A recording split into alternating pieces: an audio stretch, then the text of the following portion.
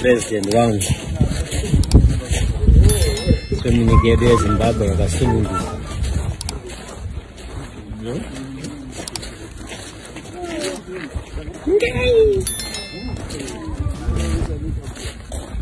What is up, guys? Welcome back to Craig Marshall. If this is your first time joining us, make sure you have subscribed, make sure you have liked this video and you have commented so that we know you are enjoying our videos. And we are back with other stories, and I'm glad to come back and sharing this nyaya on Enzo Aisha and Hollyton Bifrau. But it seems as if like vakabva vatomira zvese zvekudhisana inchichi zvekuti the hip hop king, because vamwewo vekumaraini kwana Hollyton vanga vakupindira hachazotaure nemazita.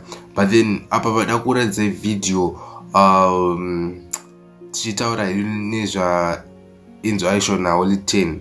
Vakomana vanga vachirwira kuti hanzi ndekupi kunobhadhara kumangoma, is it kuhip hop or it's kudanso. And then Enzo Aisha claimed kuti ane mari yakawanda kupfuura most of my hip hop artists.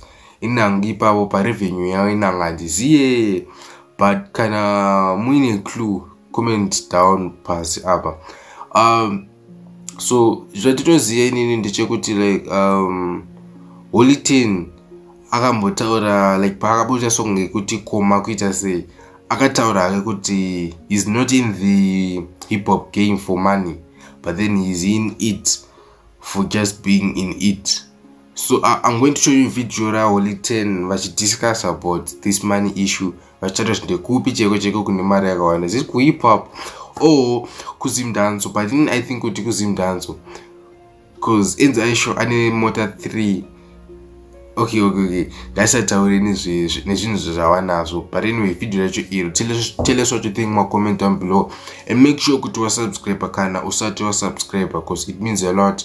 Keep on subscribing to zokubata another video nchimokusira video iro, because inini ndine mari kudarika ma artist hip hop akawanda.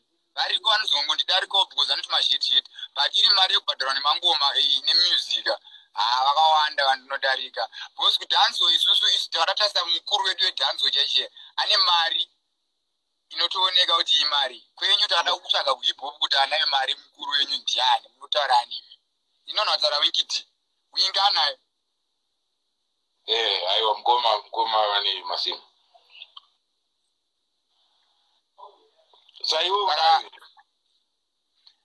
inokwana ini ndine inokwana hold udandipizani aiwa ukaona kuti aiwa yekutenga phone ndinayo, yekuzotenga iPhone chichi kana mota 2-3 kugara mfuwa chichi mwana school fees so bo pachikoro inini.